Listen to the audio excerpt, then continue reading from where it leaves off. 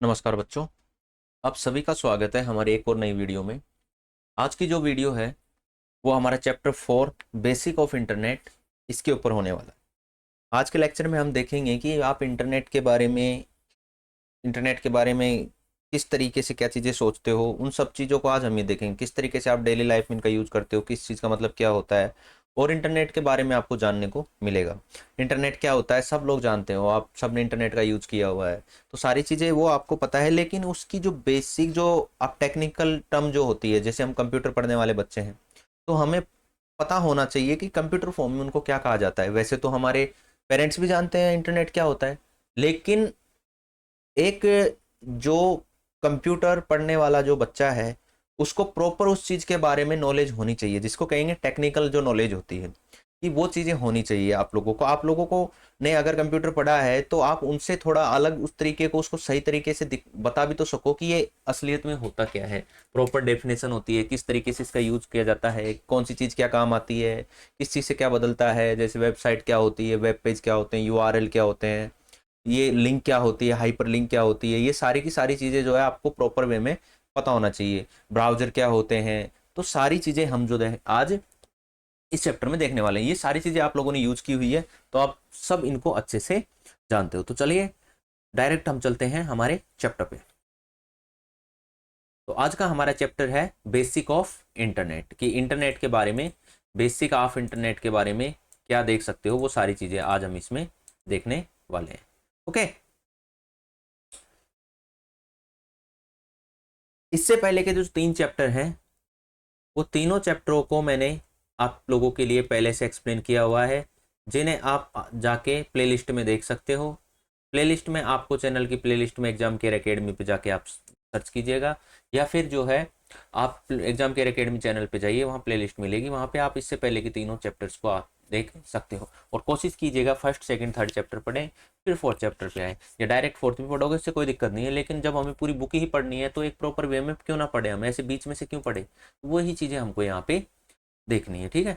तो अगर आपने पहले सारी वीडियो देखी है तो आप कमेंट में लिख के बताइए कि हाँ सारे चैप्टर आपके कवर है और अब आप ये वीडियो देखने जा रहे हैं। अगर वीडियो अच्छी लगे तो वीडियो को लाइक कीजिएगा और चैनल को सब्सक्राइब करके रखिए, ताकि आने वाली वीडियो आपको मिल सके। इनसे रिलेटेड जो चीज़ें नोट्स होते हैं या आपको जो बाकी चीज़ें हैं, उसके लिए आपके डिस्क्रिप्शन में जो लिंक दी हुई है व्हाट्सएप और टेलीग्राम की लिंक है, आप चाहो तो उन लिंक्स को ज्वाइन कर सकते हो। साथ ही इंस्टाग्राम पे मैं जो है शॉर्ट्स कई तरीके के वहाँ पे अपडेट करता रहता हूँ, जिसमें आपको छोटे छोटे 1 मिनट में शॉर्ट्स देखने को मिलते हैं, कई डेली की चीज़ें देखने को मिलती है। तो आप जाके इंस्टाग्राम पे भी ज्वाइन कर सकते हो, जो जिसकी लिंक भी आपको चैनल के डिस्क्रिप्शन में मिल जाएगी। और अगर आपका कोई दोस्त है जिसको भी इन चीज़ों की पढ़ने की ज़रूरत है, जिनको अभी तक पता नहीं है, तो आप उनके साथ ये वीडियो ज़रूर शेयर कीजिए। क्लास 6 से लेकर 12th तक की कोई सी भी सब्जेक्ट हो, आप घर बैठे उनको एकदम फ्री में जो है घर बैठ के भी पढ़ सकते हो, जिसको मैं डेली इसी तरीके से चैनल पे अपलोड करता हूँ। तो आपको कहीं और देखने की ज़रूरत नहीं है, आप डायरेक्ट यहीं पे आके सारी चीज़ें पढ़ सकते हो, चाहे 6 से 12 तक आप कोई सी भी सब्जेक्ट पढ़ रहे हो। फिलहाल हम जो है मैथ्स और साइंस और कंप्यूटर के ऊपर फोकस कर रहे हैं, धीरे धीरे आपको सारी चीज़ें यहाँ पे मिल जाएगी। तो अगर आप कोचिंग वगैरह के लिए भी देख रहे हो तो आपको कोई ज़रूरत नहीं है, आप घर बैठ के भी चीज़ें सीख सकते हो। अब आते हैं हमारे चैप्टर पे, बेसिक ऑफ इंटरनेट। ये इंटरनेट का जो बेसिक होता है वो चीज़ें हम इसके अंदर देखने वाले हैं। इसमें हम क्या क्या पढ़ेंगे, एक बार जो है हम जो व्यू है इसका वो देख लेते हैं। इंटरनेट के बारे में पढ़ेंगे, वर्ल्ड वाइड वेब यानी WWW जो होता है उसके बारे में पढ़ेंगे, ब्राउजर्स क्या होते हैं हम वो देखेंगे, उनके कार्य क्या होते हैं उनकी जानकारी लेंगे, वेब पेज क्या होते हैं, लेआउट इनसे परिचित होंगे हम, सर्च इंजन क्या होते हैं इनकी जानकारी भी लेंगे, वेब में टेक्स्ट और इमेज जो होती है किस तरीके से ढूंढी जाती है वो सारी चीज़ें, कॉपीराइट क्या होता है, सेफ सर्च क्या होता है, add on, plug in, cookies और डिजिटल एटिकेट क्या होते हैं, ये सारी चीज़ें हम इस चैप्टर में देखने वाले हैं। बहुत इंटरेस्टिंग चैप्टर है, आपको पढ़ के मज़ा आएगा, तो आप मेरे साथ में बने रहिए। और अगर वीडियो अच्छी लगे तो बीच में लाइक ज़रूर कीजिएगा। जिस चीज़ में आपको प्रॉब्लम है वो कमेंट में ज़रूर लिखिएगा, और कमेंट करके ज़रूर जाइएगा कि आगे हम वीडियो में क्या अच्छा कर सकते हैं, आप लोगों को किस चीज़ में प्रॉब्लम आती है, तो आप हम उसमें सुधार करके आप लोगों के लिए और भी अच्छा बनाएं। ओके, तो चलो शुरू करते हैं। ये जो कैरेक्टर है ये पहले भी देखे हुए हैं आपने, इसमें एक चीकू होता है, एक कीवी होती है, और एक और बच्चा होता है जिसका नाम मुझे पता नहीं है, आप लोग पढ़ रहे हो तो कमेंट में मुझे बताना इस तीसरे बच्चे का नाम क्या होता है। ठीक है, 3 बच्चे होते हैं और इनकी एक मैम होती है जो इनको पढ़ाती है। ओके, तो देख तो शुरू करते हैं। जिन खोज तीन पाई, ये क्या है, ये मैं अभी आपको बताता हूँ, ठीक है। ये एक मुहावरा है, तो इसका मतलब क्या है अभी देखते हैं। कि भी देखो कुछ, चीकू कुछ उदास लग रहा है, जो बच्चा है वो कुछ उदास लग रहा है ऐसे बोल रहा है। हाँ चलो इसकी उदासी का कारण पता लगा है, चीकू जो है थोड़ा उदास लग रहा है। चीकू तुम क्यों उदास हो? क्या बताऊं दोस्तों, आज सामाजिक विज्ञान का होमवर्क नहीं कर पाया हूं मैं। बड़ी समस्या वाली बात। मैडम ने हमारे देश के किन्हीं 5 प्रसिद्ध स्मारकों की जानकारी लाने के लिए कहा था, किसने 5 प्रसिद्ध जानकारी लाने के लिए कहा था, लेकिन कल मुझको माँ की मदद करनी पड़ी, जिसे देर हो गई और मैं जानकारी ढूंढने के लिए लाइब्रेरी नहीं जा पाया। बहाने बना रहा है ये, और कुछ नहीं है, जैसे आप लोग बहाने बनाते हो ना स्कूल में, इस तरीके से। शायद इंटरनेट की मदद से इस तरह की जानकारी पाना संभव होगा, चलो मैडम से पूछते हैं। तो ठीक है भाई, अब जो भी है उसने नहीं कर पाया है, बहाना बना दिया, वो आप लोगों की तरह चालू निकला, उसने कुछ बहाना बना दिया, वो तो हम देखते हैं चैप्टर में, मैडम से जाके पूछते हैं। मैडम अब तक हम लोग तमाम तरह की जानकारी लाइब्रेरी किताबों से ही ढूंढते थे, क्या इंटरनेट से भी ये संभव है? बिल्कुल संभव है। मैडम ने क्या जवाब दिया देखो। हाँ बच्चों, इंटरनेट से भी तमाम तरह की जानकारी कम समय में आसानी से ढूंढी जा सकती है। इसके अलावा हम और भी बहुत सारे काम इंटरनेट पर कर सकते हैं। कुछ उदाहरण इन चित्रों में देखो, देखो सब कुछ कर सकते हैं। संवाद कर सकते हैं, मतलब बात कर सकते हैं, यात्रा की टिकट बुक कर सकते हैं, सूचना ढूंढ सकते हैं। ये सब वही चीजें हैं जो कंप्यूटर के उपयोग में हमने पढ़ा था, तो ये सारे काम हो गए। इसके अलावा एक्टिविटी आती है एक, बच्चों नीचे हमारी रोजमर्रा की जिंदगी में कुछ उदाहरण दिए गए हैं कॉलम के अंदर, जहां पर इंटरनेट का उपयोग बहुतायत में किया जाता है। आओ सोचकर हम इनसे संबंधित कोई क्रिया कॉलम बी में लिखें, ठीक है। तो जैसे एक्टिविटी और एरिया दिया हुआ है, जिसके अंदर आपको बताना है कि इनका उपयोग किस तरीके से किया जा सकता है इंटरनेट में। तो मनोरंजन जो है, मनोरंजन के फील्ड में आप किस तरीके से इसको उपयोग कर सकते हो, गाने सुन के कर सकते हो। शिक्षा में क्या कर सकते हो, इसका ऑनलाइन क्लासेज है, जैसे अभी आप हम पढ़ रहे हैं, तो ये भी तो ऑनलाइन क्लास ही है, तो इस तरीके से आप ऑनलाइन क्लासेज ले सकते हो। उसके अलावा व्यापार के फील्ड में भी आप इसका उपयोग कर सकते हो। व्यापार में क्या है, जैसे बिल्स बनाते हैं, ठीक है, और ऑनलाइन शॉपिंग जो होती है, ऑनलाइन शॉपिंग में भी उपयोग कर सकते हो। इसके अलावा बैंकिंग फील्ड के अंदर क्या होता है, आपके बैंक अकाउंट की जानकारी, ऑनलाइन पेमेंट करते हो आप, ये सारी चीज़ें भी पेमेंट जो होता है उस तरीके से, इनका उपयोग भी आप इनके लिए कर सकते हो। तो ये एक एक्टिविटी थी जो आप जो बेसिक आराम से कर सकते हो। मैडम के पास गया, मैडम ने कहा इंटरनेट और वर्ल्ड वाइड वेब की बुनियादी जानकारी। मैडम ने बताया, मैडम इंटरनेट तो हमारे दैनिक जीवन का बहुत बड़ा सहयोगी होता है, लेकिन यह इंटरनेट क्या होता है, बताइए होता क्या है इंटरनेट। अब आप कहोगे इंटरनेट होता है मोबाइल में ऑन करते हैं और उसको चला देते हैं, यार ये तो सभी जानते हैं। अब आप कंप्यूटर पढ़ रहे हो तो आप कुछ स्पेशल बताओ ना, उसके लिए उसके बारे में प्रॉपर बताओ कि इंटरनेट ये चीज होती है। तो शाबाश चीकू, तुमने बहुत सही प्रश्न पूछा है। इंटरनेट आपस में जुड़े हुए कंप्यूटरों का एक जाल होता है। अगर आपसे पूछे कि इंटरनेट क्या होता है, तो आप इंटरनेट को क्या बताओगे कि इंटरनेट जो है, इंटरनेट आपस में जुड़े हुए जो कंप्यूटर होते हैं उनका एक जाल होता है। आपस में जुड़े हुए कई कंप्यूटर होते हैं, उनका एक जाल क्या होता है, उसी जाल को हम कहते हैं इंटरनेट। तो आप लोगों को बताना होगा ये इंटरनेट क्या चीज़ है। अगर डेफिनेशन पूछी जाती है तो आप क्या कहोगे कि इंटरनेट जो है आपस में जुड़े हुए कंप्यूटरों का एक जाल होता है। इंटरनेट वो इंटरकनेक्टेड कंप्यूटर होते हैं, उनको एक तरीके से ग्रिड बना दो तो वही एक हमारा कंप्यूटर का इंटरनेट बन जाएगा, सॉरी। तो इस तरीके से आपस में एक दूसरे कंप्यूटर जुड़े रहते हैं, जिसकी वजह से आप जानकारी यहाँ से वहाँ पहुँचा सकते हो। मैडम अगर इंटरनेट की सहायता से सारे कंप्यूटर आपस में जुड़े हैं, तो क्या हम किसी भी कंप्यूटर में संग्रहित सूचना का उपयोग कर सकते हैं? बिल्कुल कर सकते हैं। अगर आपस में आप दो कंप्यूटर को जोड़ दोगे तो जोड़ा ही क्यों है, क्योंकि उसकी जानकारी उधर की जानकारी आपस में एक दूसरे की जानकारी को आप प्राप्त कर सको, जोड़ने का कारण यही तो था। तो बिल्कुल प्राप्त कर सकते हैं। हाँ चीकू, इंटरनेट के माध्यम से हम किसी भी कंप्यूटर में संग्रहित सूचना का उपयोग कर सकते हैं। इंटरनेट के माध्यम से सारे कंप्यूटर में संग्रहित सूचना आपस में एक जाल की तरह जुड़ी होती है, जिसको वर्ल्ड वाइड वेब कहते हैं। अब देखा वर्ल्ड वाइड वेब क्या होता है, कि यहाँ से आप देखो इसमें कि इंटरनेट के माध्यम से, अगर आपसे पूछे कि वर्ल्ड वाइड वेब क्या होता है, तो आप इसका कैसे आंसर दोगे, इसका आप बताओगे कि इंटरनेट के माध्यम से कंप्यूटर में संग्रहित सूचना आपस में एक जाल की तरह जुड़ी होती है, जिसको हम वर्ल्ड वाइड वेब के नाम से जानते हैं। ओके, तो ये चीज़ आपको बतानी है कि वर्ल्ड वाइड वेब क्या होता है, कि इंटरनेट के माध्यम से सारी सूचनाएं आपस में जुड़ी रहती है, ठीक है, और आपस में एक जाल की तरह काम करते हैं, जिसी को हम कहते हैं वर्ल्ड वाइड वेब। इसकी फुल फॉर्म भी आपको याद करनी होगी। इसकी फुल फॉर्म हमेशा आप याद रखोगे कि WWW की फुल फॉर्म क्या होती है। इतना समझ में आया होगा मेरे ख्याल से आप लोगों को। वर्ल्ड वाइड वेब एक विश्व सूचना प्रणाली है जिससे पूरे विश्व के सूचना संयंत्र आपस में जुड़े रहते हैं, जिसको हम इंटरनेट की सहायता से प्रयोग कर सकते हैं। कहने का क्या मतलब हुआ कि जितने भी कंप्यूटर है ना, ये सारे के सारे दुनिया भर के कंप्यूटर, ये दुनिया भर के कंप्यूटर जो है एक डब्ल्यू नाम का सिस्टम बना रखा है जिसको कहते हैं वर्ल्ड वाइड वेब। ये एक सूचना प्रणाली होती है, एक ये सिस्टम होता है, इस सिस्टम से सारे कंप्यूटर आपस में जुड़े रहते हैं।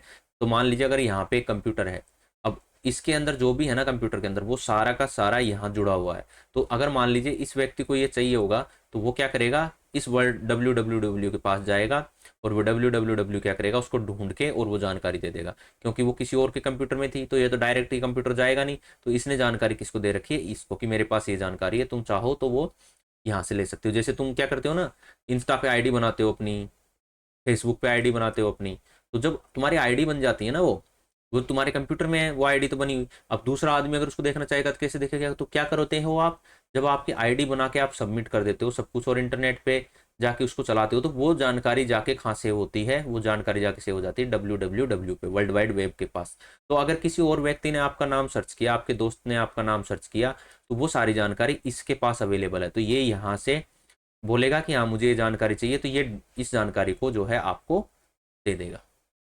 इस तरीके से काम करता है। तो मतलब बीच का एक आदमी है ना, वो आदमी होता है वर्ल्ड वाइड वेब। सब कंप्यूटर को आपस में जोड़ते हैं, तो जोड़ने के लिए कंप्यूटर को जो बीच में बैठा रहता है, आपस में दो लोगों को जोड़ने के लिए जो बीच का मिडिल मैन है, उसी को कहेंगे वर्ल्ड वाइड वेब। आप इसको इस तरीके से समझो। और इनकी डेफिनेशन जो है अलग भी होती है, कई आगे जाओगे तो थोड़ा आप अलग तरीके से पढ़ोगे, लेकिन अभी आप 6th क्लास में हो तो आपको बेसिक पढ़ना है, तो आप इन चीज़ों को इतना भी याद रखोगे ना इस तरीके से, तो आगे की चीज़ें अपने आप सारी आपको याद हो जाएगी। तो जो आपको पढ़ाया जाए आप उस पर ध्यान दो, ये नहीं कि सर इसका मतलब तो ये होता है, इसका मतलब ये होता है। कहीं इंटरनेट पर देख के आ गए, कई बच्चे कमेंट करते हैं ना कि ये इसका मतलब, देखो पढ़ाने को मैं कुछ भी उड़ाऊंगा, मैं आपको 6th क्लास भी पढ़ाता हूँ, मैं 12th की क्लास भी पढ़ाता हूँ, तो मुझे सारी चीज़ें पता है, लेकिन आपका एक लेवल है, आपको उस लेवल के अकॉर्डिंग चलना है। तो फिलहाल के लिए आप इतना रखो कि डब्ल्यू क्या होता है और किस तरीके से इसकी फुल फॉर्म होती है, क्या ये काम करता है। ओके, अब आते हैं ब्राउजर और उसके मूलभूत कार्य। ब्राउजर क्या होता है? मैडम हम लोग इंटरनेट का उपयोग कैसे कर सकते हैं? बिल्कुल वाजिब सवाल है, कैसे करें भाई इंटरनेट का उपयोग? कैसे करते हो आप इंटरनेट का उपयोग? इंटरनेट का उपयोग करने के लिए आप क्या करते हो, आपके मोबाइल में एक ऐसा आइकन होता है, ओपन करते हो। इसको ओपन करने के बाद इसमें सर्च का ऑप्शन होता है, एक बॉक्स बना रहता है गूगल का, उस बॉक्स के अंदर जो है आप टाइप करते हो, और टाइप करके यहाँ पे सर्च का ऑप्शन रहेगा, उसको दबा दोगे या एंटर दबा दोगे, तो आपने जो टाइप किया वो सारा सर्च हो जाएगा। इंटरनेट का उपयोग करने के लिए हमको एक सॉफ्टवेयर की ज़रूरत पड़ती है। अगर ये सॉफ्टवेयर आपके पास नहीं है तो क्या आप इंटरनेट चला पाओगे? नहीं चला पाएंगे। तो इस सॉफ्टवेयर की आपको ज़रूरत पड़ती है, जिसको ब्राउजर कहते हैं। तो इस सॉफ्टवेयर को क्या कहते हैं हम? ब्राउजर। इसका नाम तो कुछ अलग है, इसका नाम तो हो सकता है कुछ, जैसे सभी बच्चे जो होते हैं क्लास में, उन सबको कहने को तो स्टूडेंट ही कहते हैं ना, लेकिन किसी स्टूडेंट का नाम क्या होता है, किसी स्टूडेंट का नाम क्या होता है, किसी स्टूडेंट का नाम क्या होता है, लेकिन कंबाइंड रूप से तो सबको स्टूडेंट ही कहते हैं। पढ़ाने वाले आपके टीचर होते हैं, सब उनको कहते हैं को तो टीचर ही कहते हैं। जैसे मैं हूँ, मैं भी टीचर हूँ आपके लिए, लेकिन मेरा भी तो कुछ नाम होगा। आप स्कूल में जो पढ़ाते हैं वो भी टीचर है, तो उनका भी कुछ नाम होगा। तो ऐसे नाम अलग अलग हो सकते हैं, लेकिन एक पूरी जो ग्रुप होगा उसको कहेंगे स्टूडेंट या फिर टीचर। तो इसी तरीके से जिनमें इंटरनेट चलाते हो ना आप, जिनमें आपका इंटरनेट चलता है, जो सॉफ्टवेयर होते हैं, अभी सॉफ्टवेयर हार्डवेयर क्या होते हैं मैंने फर्स्ट क्लास में फर्स्ट चैप्टर में बताया हुआ है, तो आप पढ़ेंगे वहां जाके।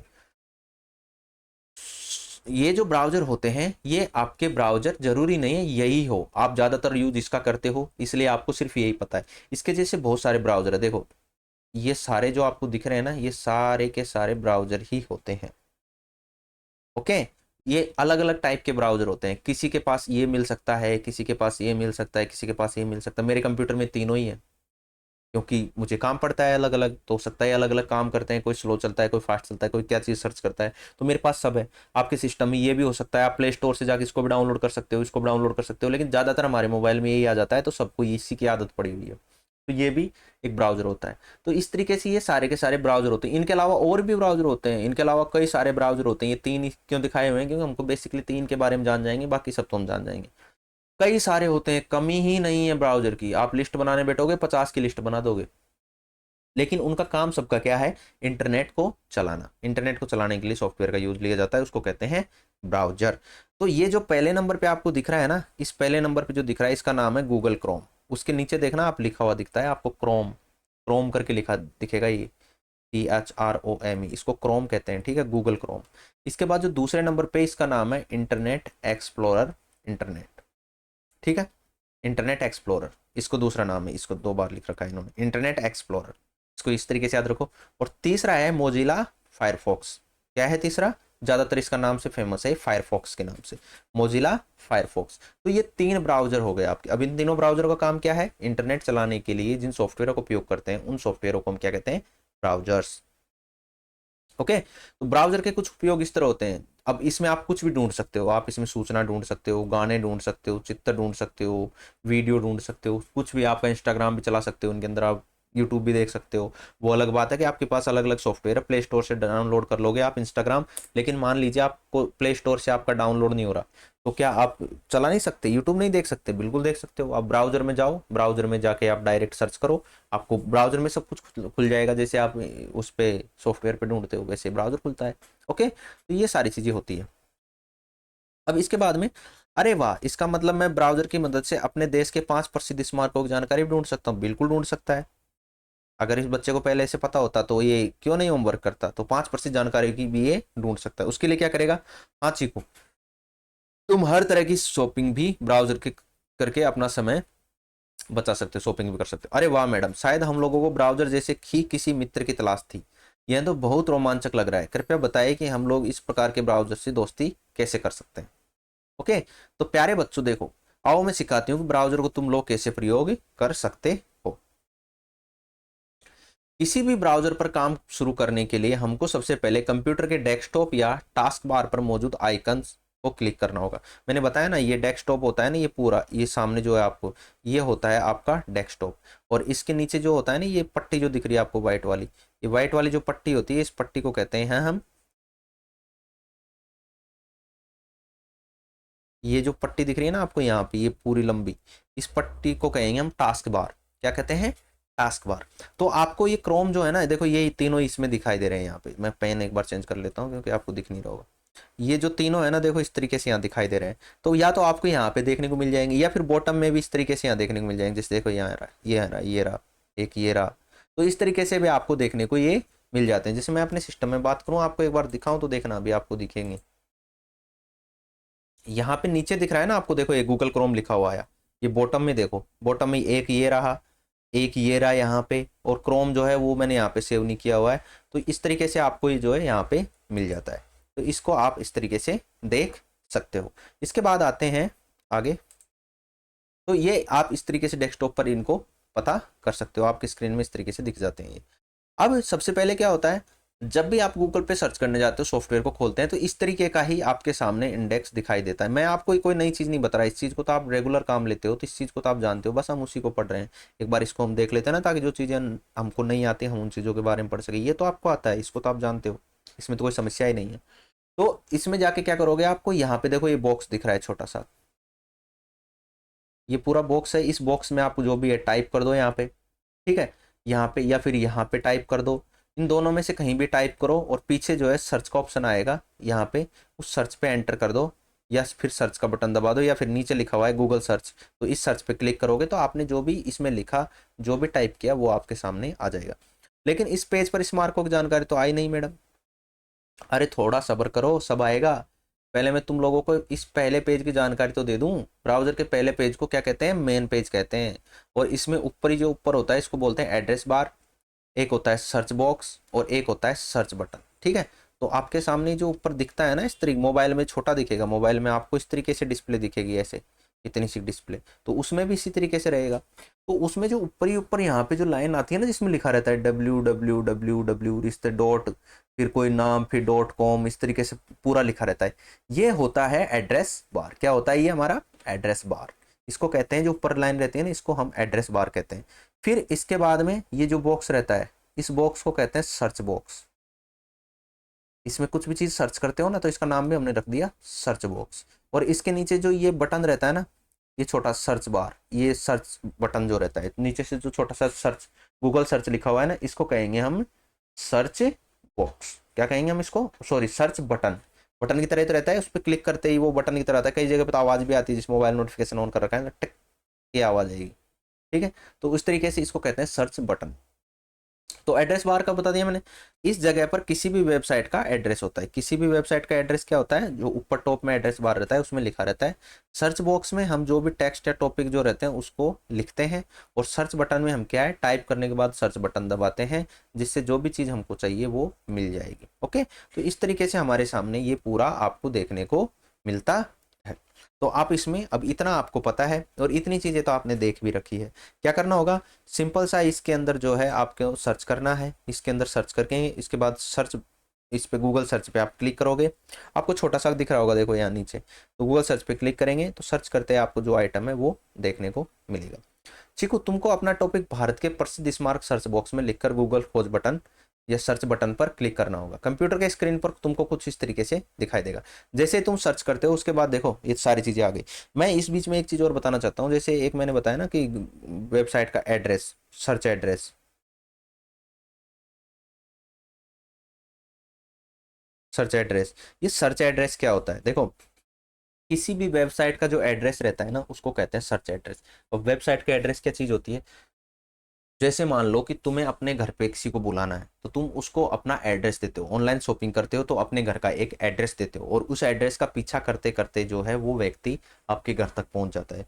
वैसे हर गूगल का, हर वेबसाइट का एक एड्रेस होता है, और वो एड्रेस कुछ इस तरीके से लिखा रहता है, देखो जैसे www डॉट, या इसके आगे ये भी लिखा रहता है https/www, जैसे dot in Delhi dot com, इस तरीके से भी हो सकता है। ठीक है, तो ये पूरा जो है ना ये एक एड्रेस है। इस एड्रेस के पीछे पीछे जब आप चलोगे तो आप जो है दिल्ली की वेबसाइट पे पहुंच जाओगे, दिल्ली की वेबसाइट पे आप आ जाओगे। तो इस तरीके से ये एड्रेस होता है। तो एड्रेस मतलब किसी भी वेबसाइट के बारे में जो उसका नाम वगैरह रहता है उसमें शामिल, उसके बारे में बताया हुआ होता है सारी चीज़ें, तो उसको हम एड्रेस बोलते हैं। ओके, अब जैसे आप सर्च कर लोगे, सर्च करने के बाद इस तरीके से आपके सामने ये सारी चीज़ें आ जाएगी। आ रही है ना सारी चीज़ें, मोबाइलों में भी इस तरीके से आती है। इतना सा मोबाइल में दिखता है तो उसमें इस तरीके से आपको देखने को मिलता है। तो सारी चीज़ें आपको जो है इस तरीके से देखने को मिलेगी। अब इसमें हो क्या रहा है, इसमें आप जब गौर से देखोगे ना, देखो दो तरीके के टेक्स्ट आएंगे, या तो ब्लू में और एक ब्लैक में। हर में ऊपर ब्लू में, फिर ब्लैक में, फिर ऊपर ब्लू में, फिर ब्लैक में, ऊपर ब्लू में, फिर ब्लैक में। तो ये जो ब्लू लाइन आती है ना, इन ब्लू लाइनों को बोलते हैं लिंक, या इसका पूरा नाम होता है hyper, hyper links, hyper link. ठीक है, हम शॉर्ट में इसको लिंक लिंक बोलते हैं क्योंकि इसमें लिंक आ रहा है ना, तो ये हाइपर लिंक होता है पूरा नाम। ये हाइपर लिंक क्या होती है, ये उस जो भी चीज़ आप सर्च करोगे उसमें कई सारी अलग अलग वेबसाइट आएगी। जैसे एक वेबसाइट आपने बनाई, एक किसी और ने बनाई, किसी और व्यक्ति ने 5 स्मारक लिखे, किसी और ने लिखे, तो हजारों लोग इस तरीके का एक चीज़ बनाते हैं। तो हर किसी की वेबसाइट का एड्रेस अलग अलग होता है। तो इसमें क्या होता है ना, जो सबसे आपके कॉमन जो रहेगा, जो आपने सर्च किया उससे मिलता जुलता जो भी आएगा वो सारी वेबसाइट इसमें आ जाएगी। अब इसमें से आपकी चॉइस है, आप कोई सा भी अपनी तरफ से ओपन करके देख सकते हो। जिसमें ओपन करके देखोगे हो सकता है उसमें आपका कंटेंट अच्छा हो, जो आप ढूंढ रहे हो वो मिल जाए, नहीं मिले तो बैक आके दूसरे में देख लो। ओके, तो ये एक तरीके से जो लिंक रहती है ना, ये लिंक ही एक तरीके का इनका एड्रेस होती है, ये वेबसाइट का एड्रेस है एक तरीके से। ठीक है, ये पूरा जो आप ढूंढ रहे हो ना उस चीज़ का जवाब इसके अंदर आपको मिलेगा, इसका ये मतलब होता है। तो हाइपर लिंक क्या करती है, हाइपर लिंक को देख के आप ये पता लगा सकते हो कि इसके अंदर वो चीज़ है या नहीं है। ओके, एक तरीके से आपका एड्रेस जो आपने दिया है वो जो सर्च किया है वो इसके अंदर मिलेगा या नहीं मिलेगा, यह हाइपर लिंक होती है। एक तरीके से वेबसाइट पे जाने का रास्ता होता है। जैसे आपके घर का एड्रेस तो आपने दे दिया, अब आप गली में कहीं अंदर रहते हो तो उसमें अंदर आने का कोई रोड होगा, वो व्यक्ति आएगा, उसका एक रास्ता होगा प्रॉपर। ठीक है, कि आपने एड्रेस जैसे मान ली दिल्ली का दिया है और वो डिलीवरी देने चला गया पंजाब में, ऐसा तो नहीं होगा ना। वो अगर उसके घर से निकलेगा तो वो रास्ता देखेगा, तो वो रास्ता ही जो होता है ना एक तरीके से वो रास्ता ही हमारा हाइपर लिंक हो जाती है। वो हाइपर लिंक के थ्रू ही उसी रास्ते पे चल के वो हमारी वेबसाइट तक पहुंच जाता है जो हमारा एड्रेस रहता है। ठीक है, तो ये कहने का ये मतलब हुआ। अब बच्चे ने क्या किया, मांगी गई जानकारी बहुत सारे पेज स्क्रीन पर दिखाई देंगे। अपनी पसंद के किसी भी पेज के शीर्षक पर क्लिक करके ने पर वो पेज पूरी तरीके से स्क्रीन पर आ जाएगा। ऊपर दिखाए गए स्क्रीन पर अगर पहले शीर्षक पर क्लिक करें तो पूरा पेज खुल जाएगा और ज़रूरत की जानकारी आपके सामने आ जाएगी, जैसा नीचे स्क्रीनशॉट में दिखाया गया है। इस तरीके से आपने अगर मान लो पहली लिंक पे क्लिक किया तो ये आपके सामने जो है इस तरीके से खुल के आ जाएगा, ये पूरी जानकारी आपको मिल जाएगी। अब आप यहाँ से जाके जो भी चाहिए आपको लिख सकते हो। अरे वाह मैडम, यह तो बहुत मज़ेदार है, मेरी तो सारी समस्या का समाधान हो गया, मुबारक हो भाई, समस्या का समाधान हो गया। तो यही तो हम चाहते थे, तो ऐसे ही आपकी समस्या का भी समाधान होगा। अब एक एक्टिविटी आती है जिसके अंदर लिखा है कॉलम ए में दिए गए ब्राउजर के नाम को कॉलम बी में दिए गए ब्राउजर के साथ मैच करना है। आपको नाम याद है या नहीं, आपको ये देखना है। तो इंटरनेट एक्सप्लोरर कौन सा था, इंटरनेट एक्सप्लोरर यही था, तो हम इसको इसके साथ मैच कर देंगे। मोजिला फायरफॉक्स कौन सा था, मोजिला फायरफॉक्स भी यही था, तो हम इसके उसके साथ मैच कर देंगे। तीसरा हमारे पास में आता है गूगल क्रोम, गूगल क्रोम हमारा ये था, तो हमने इसको इसके साथ में मैच कर दिया। तो इस तरीके से आप जो है सारी चीज़ें अपने हिसाब से इसमें मैच करके इसको कॉमन सेट कर सकते हो, मतलब सॉरी मैच करवा सकते हो। ओके, तो ये सारा आपके पास हो गया, इस तरीके से आप इसको मैच कर सकते हैं। ठीक है, तो ये तीनों नाम भी। दूसरी एक्टिविटी में क्या है, दूसरी एक्टिविटी में दिया हुआ है कि इनके जो नाम है ना वो इस टेबल में कहीं उल्टे सीधे तरीके से लिखे हुए हैं, तो आपको पहचानना है कि इनका नाम कहाँ पे लिखा हुआ है। जैसे एक्सप्लोरर का नाम ये लिखा हुआ ना यहाँ पे देखो, येलो में एक्सप्लोरर का नाम है, तो वो हो गया। अब हमारे पास बचते हैं फायरफॉक्स और गूगल क्रोम। तो फायरफॉक्स को जब ढूंढने जाते हैं तो वो आपको मिलेगा, पहले मुझे क्रोम दिख रहा है, देखो ये क्रोम रहा, तो इस तरीके से आप इसको भी सिलेक्ट कर सकते हो, ये आपका क्रोम आ गया। ओके, फिर उसके बाद आता है फायरफॉक्स। फायरफॉक्स को आप लोग खुद ढूंढोगे कहाँ पे है वो, और ढूंढ के इस तरीके से उसको मार्क कर लो। अब आता है हमारे पास, ये पूरा हो गया। अब ये है वेब पेज और उसके लेआउट। वेब पेज क्या होता है, देखो आपने जब 5 स्मार्क ढूंढे तो आपके सामने वेबसाइट खुल गई, या आपने जैसे कोई भी चीज़ ओपन की इंटरनेट पे ढूंढा, तो उसको जब क्लिक करते हो तो आपके सामने खुल के पूरा इस तरीके से आ जाता है। जैसे आप देखते हो ना इंस्टाग्राम, तो आप डेली यूज करते हो, तो जब ये ओपन होता है आपके सामने तो इसमें सारे अलग अलग तरीके की चीज़ें आपको दिखाई देती है। तो यही जब इंटरनेट पे आप एप्लीकेशन में नहीं, आप इंटरनेट पे जब वेबसाइट में इसको खोलोगे ना, तो ये किस तरीके से ओपन होगा, कौन सा वेब पेज होता है, क्या लेआउट होती है, ये सारी चीज़ें हम समझते हैं। देखो मैडम, ये वेबसाइट और वेब पेज क्या होता है ये समझना जरूरी है ना, वेबसाइट और वेब पेज क्या होता है। तो देखो मेरी बात को ध्यान से सुनो। जैसे आप मान लीजिए एक नोटबुक है आपकी, उसके अंदर आप सारी चीज़ें लिखते हो। आप नोटबुक के पहले पेज पे क्या लिखते हो, पहले पेज पे आप नोटबुक पे लिखते हो कि क्या नाम है आपका, कौन सी सब्जेक्ट की नोटबुक है, इसके अंदर कौन कौन से चैप्टर है जो इंडेक्स आप बनाते हो, ठीक है, उसके पेज नंबर आप लिखते हो, वो सारी की सारी चीज़ें, क्लास लिखते हो आप उसके अंदर, तो वो सारी आपकी जानकारी रहती है उसके अंदर। तो कॉपी के पहले पेज को देख के ही तो ये पता लगाया जा सकता है कि ये कॉपी किसकी, मान लीजिए आपके पास 10 बच्चों के पास एक कॉपी है एक जैसी, तो उनको अलग अलग कैसे पता चलेगा, क्योंकि उनके पहले पेज पे सारी इन्फॉर्मेशन रहेगी, नाम रहेगा, सारी चीज़ें रहेगी, तो आप देख के आसानी से पता लगा सकते हो कि अच्छा ये इस बच्चे की कॉपी है, ये इस बच्चे की कॉपी है।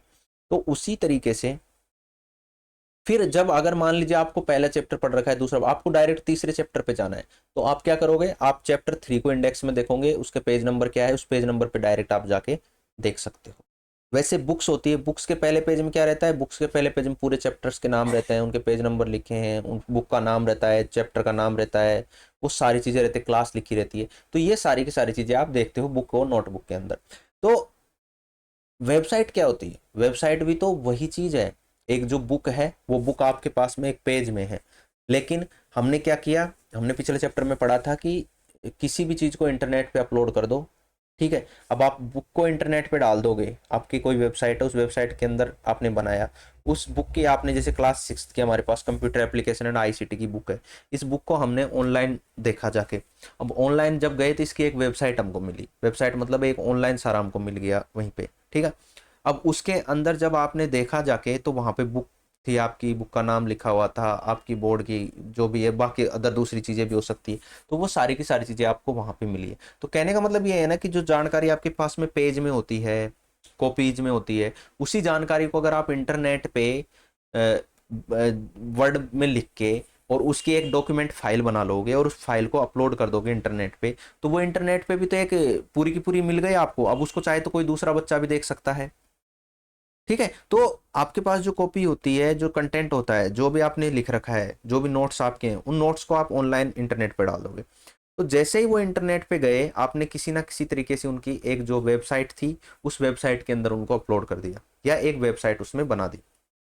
तो मेरे कहने का मतलब क्या होगी, देखो वेबसाइट क्या होगी कि इंटरनेट पे जो भी आप अपलोड करते हो, उस अपलोड करने के लिए आपको इंटरनेट पर एक अकाउंट की तरह बनाना पड़ता है। जैसे इंस्टा पे अकाउंट बनता है ना, वैसे एक अकाउंट बनता है। तो गूगल पर जब आपका अकाउंट बन गया उस तरीके से, तो वो जो है एक वेबसाइट बन जाएगी। सिंपल आप इसको ऐसा समझो, और क्या तरीका होता है वो तो बहुत सी चीज़ें होती है, लेकिन आप सिंपल सा इसको समझो। ये आपके लिए एक वेबसाइट की तरह बन जाएगी। अब इस वेबसाइट पे क्या होगा, इस वेबसाइट में आपका नाम होगा, चाहे तो आप आपका नाम लिखो या कुछ और चीज़ लिखो, या आप इसमें ये लिख दो कि मैं क्या क्या इस वेबसाइट पे डालूंगा। जैसे मान लीजिए आपको नोट्स बना के लिखने हैं, या आपको कुछ स्मारकों के बारे में जानना है, या आपको कोई और जानकारी बतानी है, आपको कोई कपड़ों के बारे में बताना है, या आप किसी भी चीज़ के बारे में बताओ। जैसे अमेजोन पर जाते हो तो वहाँ पे शॉपिंग के लिए अलग अलग ऑप्शन इस तरीके से देखने को मिलते हैं। तो ये एक वेबसाइट बन जाती है, ठीक है।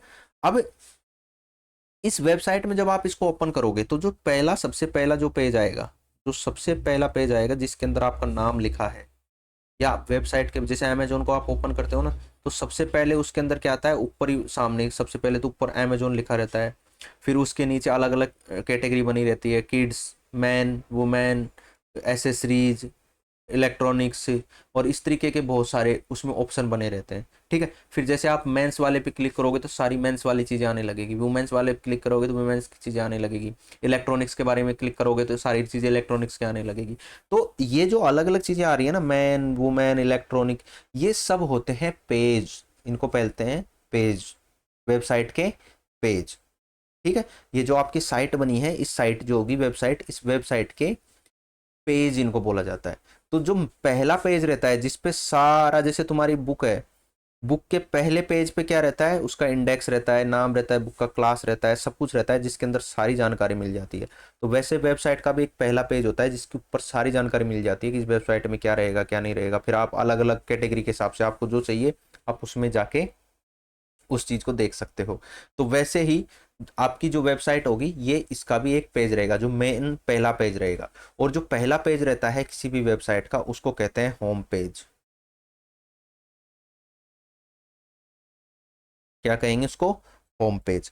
इस पहले पेज के अलावा जितने भी पेज हैं वेबसाइट पे जो आप बाद में खोलते हो, इनको कहते हैं वेब पेज। समझ में आया। तो वेबसाइट का जो पहला पेज रहेगा हमेशा उसको कहेंगे होम पेज, और पहले पेज के अलावा जितने भी पेज हैं वो सारे के सारे कहलाते हैं वेब पेज। इसको होम पेज क्यों कहते हैं, क्योंकि ये घर की तरह है, पहला पेज है ये घर की तरह है, इसके अंदर सारी चीज़ें आपको मिल जाएगी, इसलिए हम इसको कहते हैं होम पेज।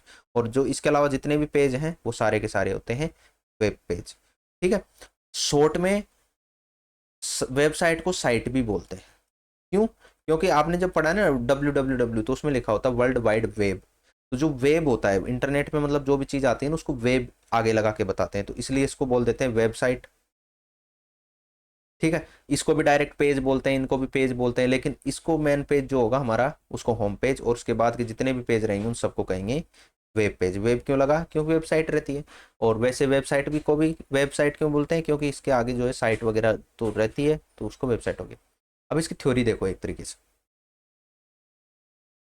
अब ये जितने भी होम पेज हो गए और ये वेब पेज हो गए, इन दोनों को मिला के जो है आप एक कंप्लीट एक जगह पे इकट्ठा करके बना दोगे। और वो इकट्ठा करके जब एक पूरा आपकी बुक की तरह तैयार हो गया, मतलब एक इंटरनेट की बुक मान लो इसको, इंटरनेट की जो बुक की तरह तैयार हो गया, उस बुक को ही हम कहते हैं वेबसाइट, ठीक है। यहाँ थ्योरी दी हुई देखो, एक विषय के सारे वेब पेजेस के संग्रह को क्या कहते हैं, वेबसाइट। आपको यही याद करना है कि एक विषय के सारे वेब पेज के संग्रह को हम कहते हैं वेबसाइट।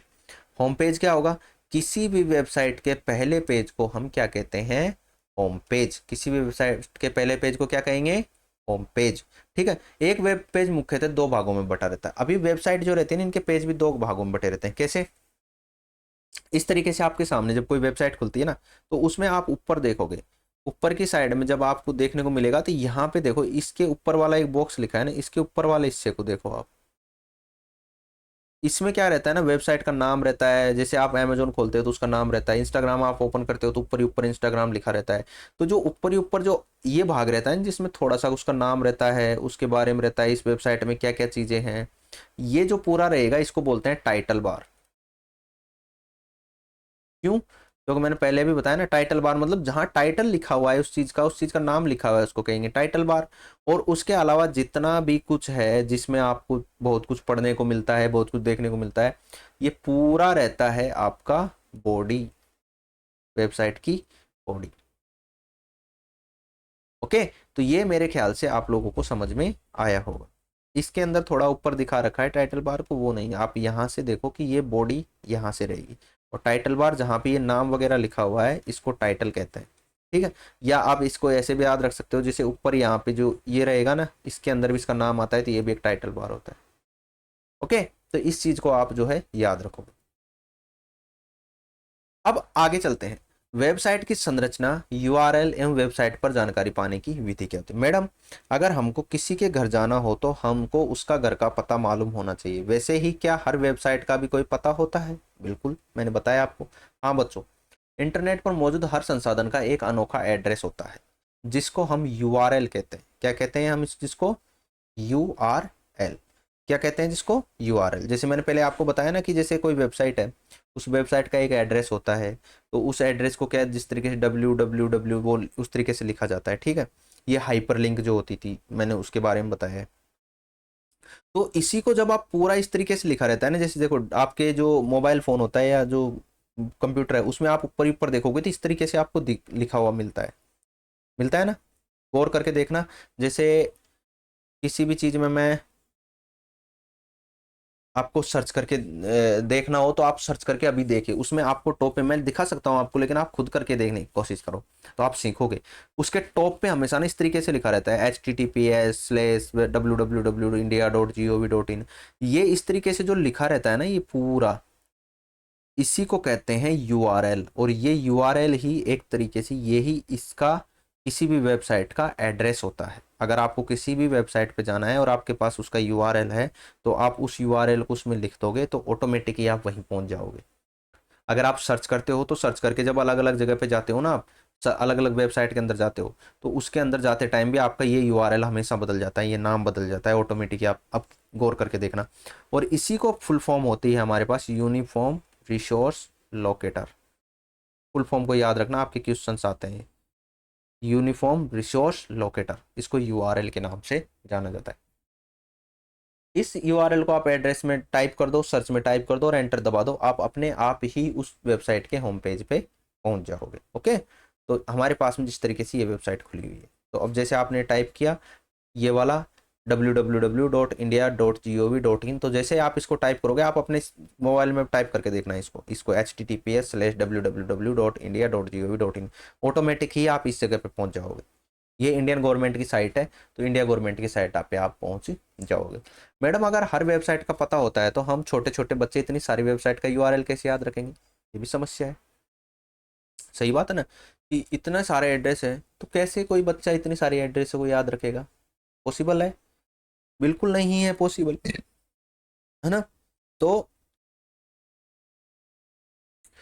इसके लिए बच्चों आप लोगों को यूआरएल याद रखने की जरूरत नहीं होगी। चीकू, जैसे अपने भारत के प्रसिद्ध स्मारक की जानकारी पता की है, वैसे ही आप किसी भी विषय की जानकारी मालूम कर सकते हैं।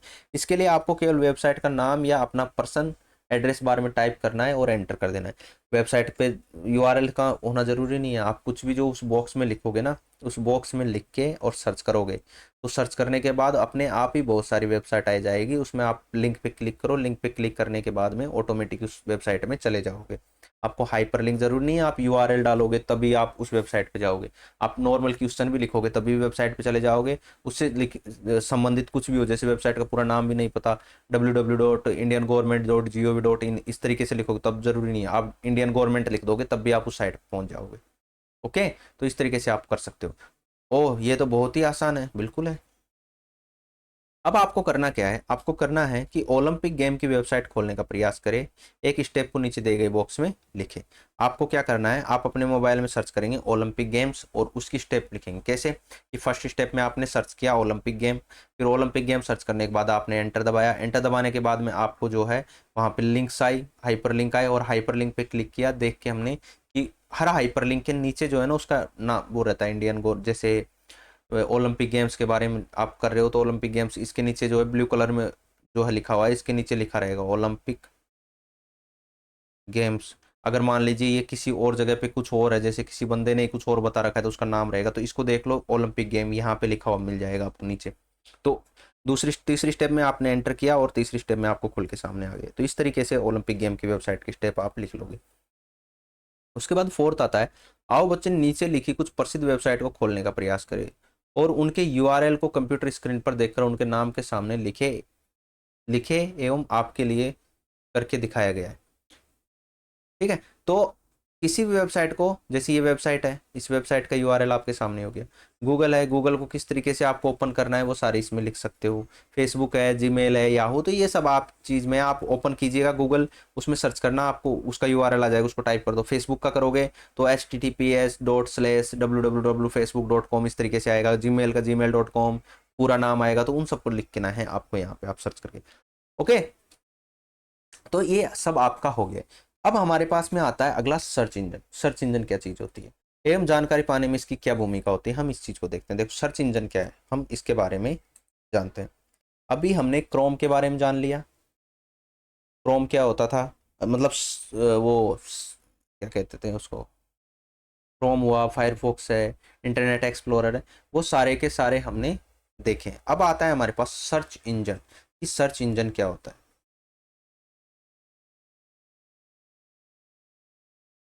ठीक है, उससे पहले हमने 3 देखे थे। इंटरनेट एक्सप्लोरर, एक्सप्लोरर मतलब कि वो इंटरनेट एक्सप्लोरर वगैरह की किस तरीके से वो आपके इंटरनेट को ढूंढने काम आते हैं, वो सारी चीज़ें, ब्राउजर जिनको कहते थे। तो हमने ब्राउजर देखा है।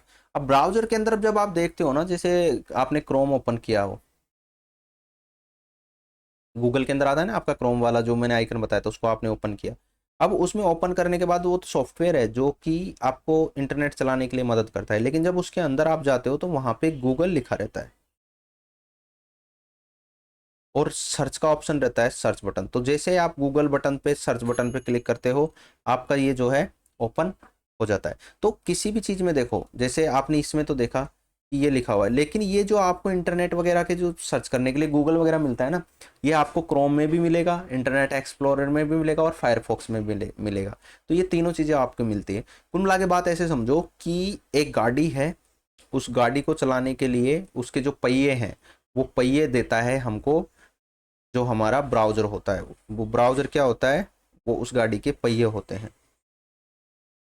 ठीक है, ब्राउज़र जो है उस गाड़ी के पहिए होते हैं, मतलब उसको चलाने के लिए, इंटरनेट को चलाने के लिए हमको ब्राउज़र की ज़रूरत पड़ती है। ठीक है, लेकिन इसके अंदर गाड़ी को कहाँ लेके जाना है, किधर घुमाना है, क्या हमें ढूंढना है, क्या चीज़ देखनी है, वो सारा का सारा जो काम करता है, वो काम करने का काम करता है सर्च इंजन। ठीक है, वो सारा काम कौन करता है, सर्च इंजन। मतलब कि ब्राउजर एक तरीके से वो गाड़ी है जो गाड़ी आपको चला के लेके जाती है, लेकिन उस गाड़ी को चलाने वाला जो होता है, जो उसके अंदर बैठा रहता है और उस गाड़ी को लेके जाता है कि अच्छा इसने जैसे दिल्ली के बारे में ढूंढा तो मैं अब इसको दिल्ली ले जाता हूँ, तो वो चलाने का काम कौन करता है, वो काम करता है हमारा गूगल जो होता है। और गूगल को ही हम कहते हैं सर्च इंजन। मतलब जिस चीज में आप सर्च करते हो ना, वो चीज हो जाती है सर्च इंजन। और जो सॉफ्टवेयर आप काम में ले रहे हो, उस सॉफ्टवेयर को कहते हैं ब्राउजर। दोनों चीजें अलग अलग होती है। आप किसी भी ब्राउजर के अंदर जाओ, जैसे वो गूगल क्रोम हो या सर्च वो हमारा फायरफॉक्स हो, इंटरनेट एक्सप्लोरर हो, सबके अंदर आपको गूगल बैठा हुआ मिलेगा। क्यों? क्योंकि ढूंढने का काम कौन कर रहा है, गूगल कर रहा है। इन सबके अंदर कोई ना कोई गूगल बैठा रहता है, एक ही गूगल है जो सबके अंदर बैठा हुआ मिलता है। तो जो अंदर गूगल बैठा हुआ है ना, इस गूगल को ही हम कहते हैं सर्च इंजन। कि सर्च करने का काम किसका है, गूगल तेरा है, तो तू सर्च इंजन कहलाएगा। और चलाने का काम किसका है, चलाने का काम है ब्राउजर का, क्रोम का, तो तू सर्च वो ब्राउजर कहलाएगा। जो अंदर बैठा हुआ ढूंढ रहा है वो होता है सर्च इंजन। अब ये गूगल होता है ना, इसकी तरह ही जैसे क्रोम की तरह आपने देखा ना, ब्राउजर सिर्फ आप क्रोम को जानते हो, क्रोम के अलावा भी तो कई सारे ब्राउजर मैंने बताए थे, और भी 50 ब्राउजर होते हैं, जिसमें फायरफॉक्स भी था, इंटरनेट एक्सप्लोरर भी था हमारा। तो ऐसे कई सारे ब्राउजर और भी होते हैं।